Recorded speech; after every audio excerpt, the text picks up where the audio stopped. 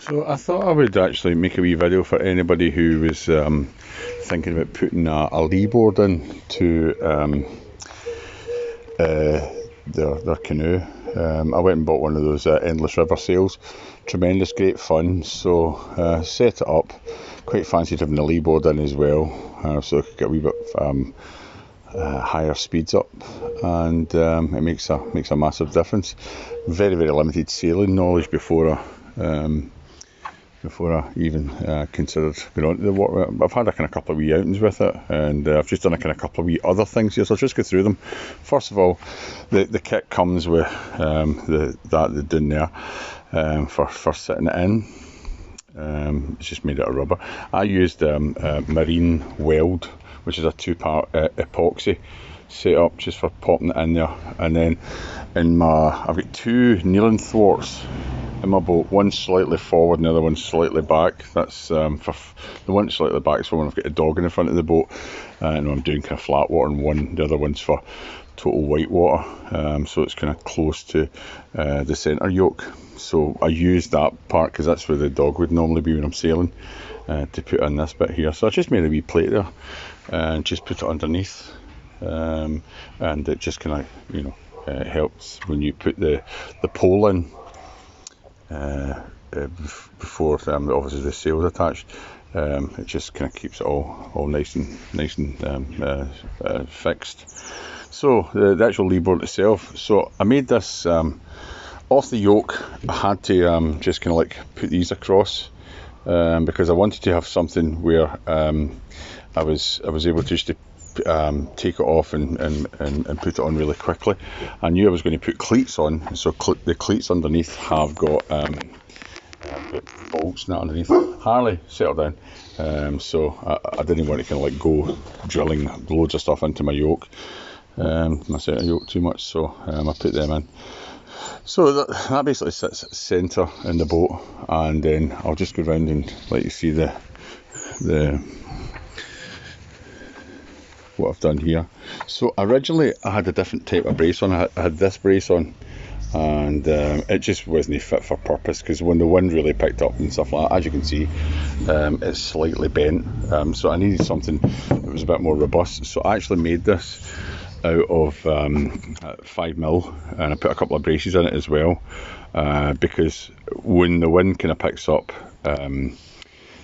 it really needs something a bit more robust. I found that with just that as well, because of the width of that's 80mm in width, but the Leeboard itself width is 200mm, and it kind of was moving side to side.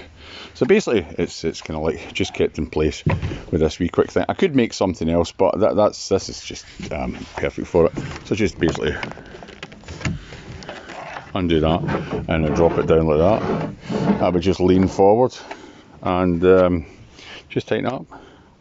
Make sure it's nice and straight when I'm in the water, and it just tightens itself up. Now it will, there is scope for it to move. If you do hit rocks, it will move, but just with going forward in the water, it doesn't move at all.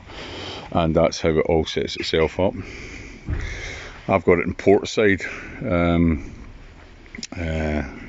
There's no kind of preference, and you just find that when the wind is actually coming in from port side, you just need to kind of like take a bit less wind in your sail, because what the boat's trying to do at that point, when you sail, you're actually sailing with the wind either coming in at port side or coming in at starboard side. So it's either coming in from this side here or that side there, and for the optimum speed side of it is when the wind's coming this way, because it's pushing the boat into the Leeboard, and then and that's where it's most effective. When it's coming the other way, the boat's trying to get away from the Leeboard. That's kind of my understanding of the physics anyway. So your Leeboard will be kind of like tend to getting pulled, and that's why I felt that this here was really important, because it helps to brace it from moving to side. Because it's solid and stuff like that, it's not going to pull the Leeboard too much.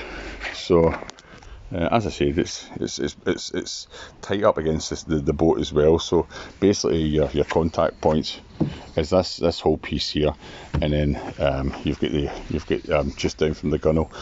I mean, you'll get other kind of like this is a Charles River, one of the old town ones, so it does kind of like have that bevel in it. So there is a kind of like a bit of space in here, but your flat water boats will just go straight down. You can just get them straight against from the gunnel all the way right down. Also, I fitted cleats. So when the sail's in, the ropes basically just go behind me, and I just pop under here. So you can put it across. I originally put these in, but I felt they were just too static a point. So when I was changing to kind of like tack across to the other side, I was having to take it right out of this and then feed it right through into the other one on this side.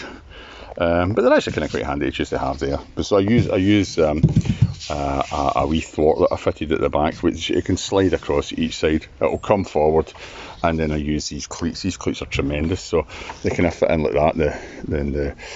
You would see if I can just with one hand. Yeah, so they go like that. So as soon as there's any pressure pulled back, there's no movement at all.